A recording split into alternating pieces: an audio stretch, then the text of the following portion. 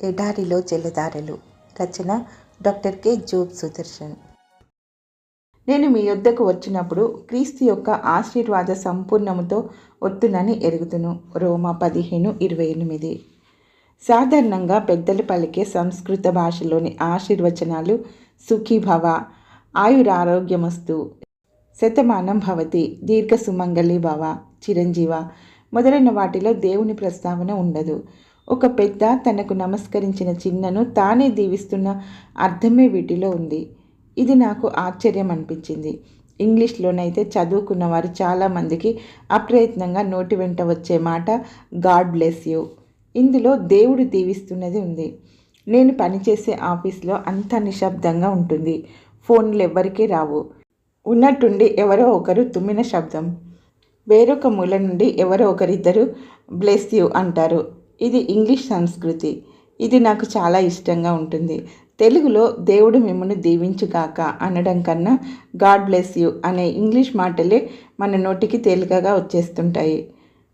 మల్లె సన్నజాజుల మధుర సౌరభం, మినుగురు పురుగుల మిలమిలలు, మీ గదుల కిటికీల్లో వెలుగు, మనసు పెట్టి చదువుకుంటున్నారు మీరంతా. చందమామ నవ్వుతూ పలకరిస్తున్నాడు. చదువుకుంటున్న మీ అందరినీ తలంచుకొని అప్రయత్నంగా వెలువడింది నా నోట గాడ్ బ్లెస్ యూ అనే చిన్న మాట. ఆడపిల్లకి పెళ్ళై వెళ్ళిపోతుంది. ప్రార్థన చేయమని పిలిచారు. బయట ఆటో ఆగి ఉంది.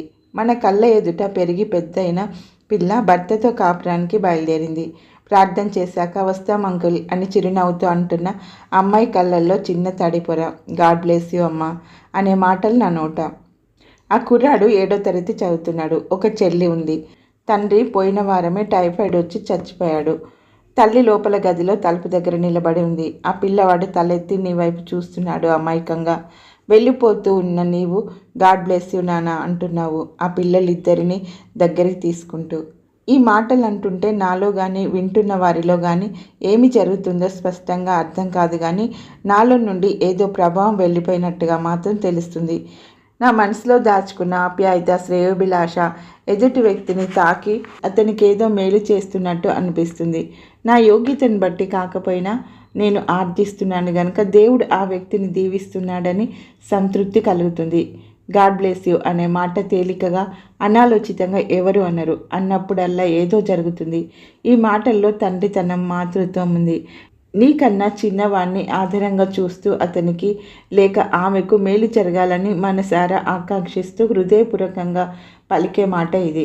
గాడ్ బ్లెస్ యూ అంటూ చిన్నలను ఆశీర్వదించడం అలవాటు చేసుకుందాం.